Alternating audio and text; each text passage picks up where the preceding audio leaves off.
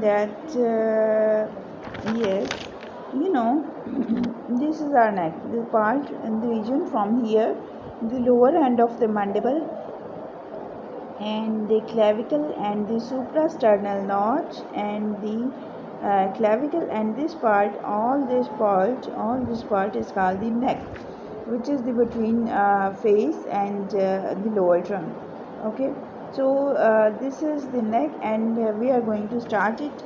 Let's start with the sensory supply and then we will go into detail. Okay, first I will tell you the structures which are present in the neck.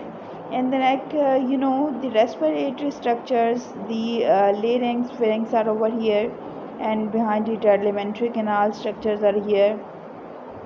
And on the sides, you know the jugular, internal jugular vein is also present, and medial to internal jugular to these veins are the carotid arteries. Medial are the arteries and lateral are veins, and in the center are the uh, respiratory structures, and behind the respiratory structures you found the alimentary canal pipeline. Okay, so let's start with the skin of the neck.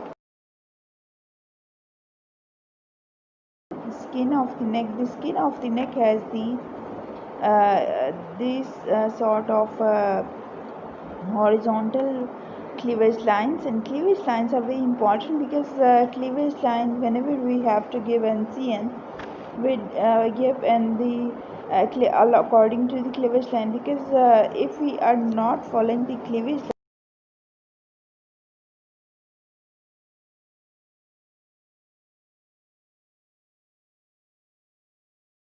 cutaneous cutaneous supply, and the cutaneous supply means the supply of the skin, and I have to go.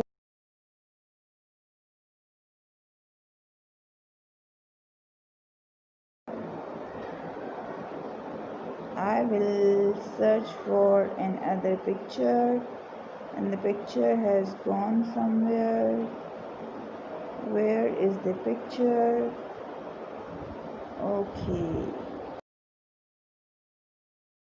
Okay, I will tell you from here. Sensory supply of neck. So I have collected some picture, but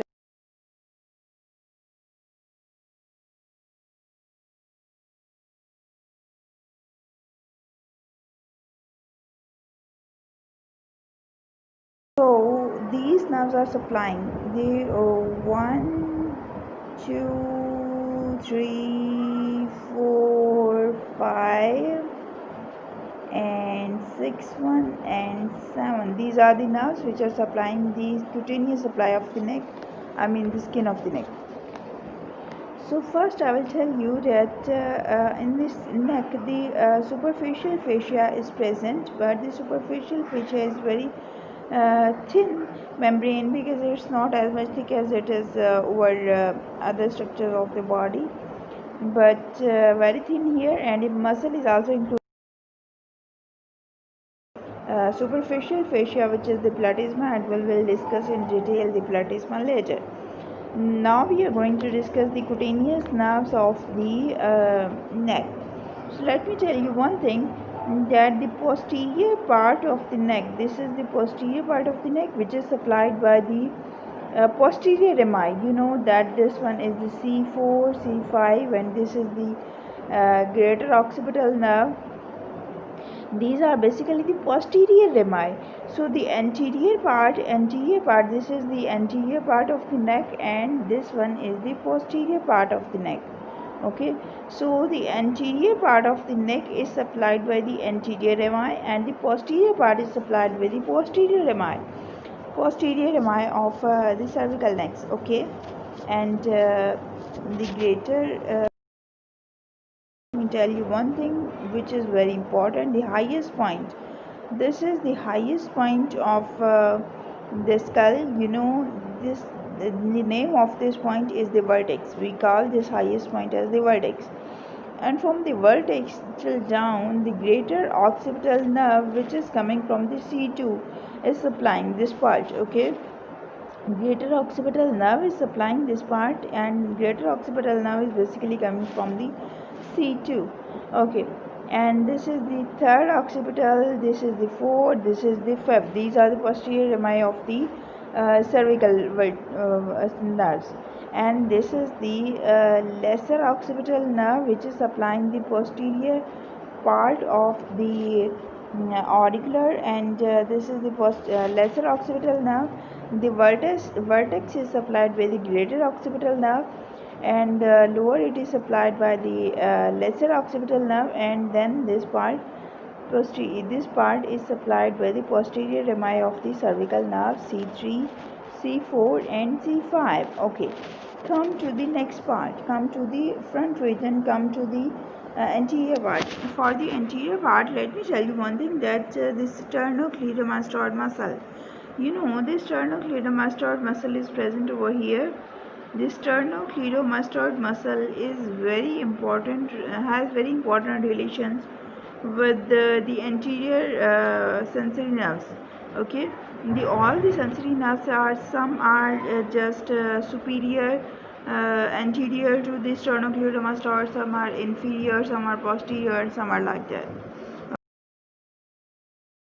So go into detail. This one is the greater auricular nerve. Greater auricular nerve is very important over here because it is supplying the region just anterior auricular part, because this is the angle of the mandible and this part is the angle of the mandible, and this is the parotid gland part, and it is very important to remember that the trigeminal nerve, the sensory supply of the face, you know, it is supplied by the trigeminal nerve, 1, 2 and 3 branches of the trigeminal nerve, but this part of the parotid gland is not supplied by the trigeminal nerve. Basically it is supplied by the greater auricular nerve. Okay, the two other nerves are here and it's very easy to memorize.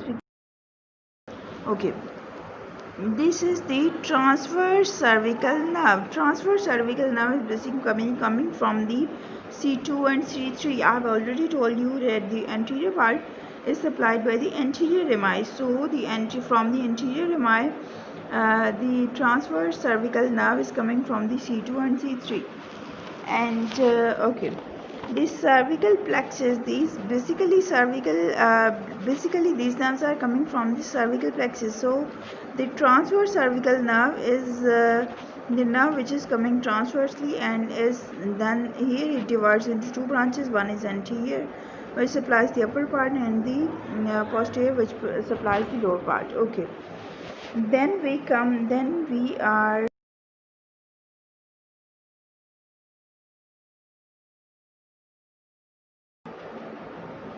no, something went wrong. Oh, it goes. No, it's very bad.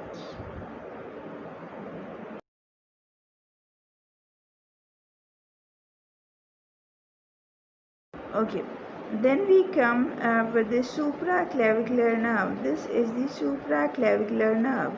The supraclavicular nerve is basically coming from the anterior rami of the C3 and C4.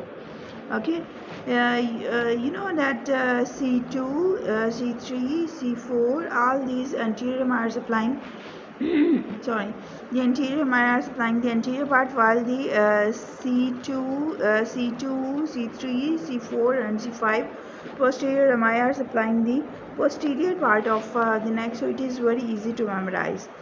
Okay, let's come to the supraclavicular nerve. It's not something very special to tell that supraclavicular nerve is supplying the part which is superior to the clavicle, because the name is also illustrating the supraclavicular means just superior to the clavicle. Okay. The important thing I want to tell you is the three branches of the supraclavicular nerve. One is the medial, one is the intermediate, and one is the lateral.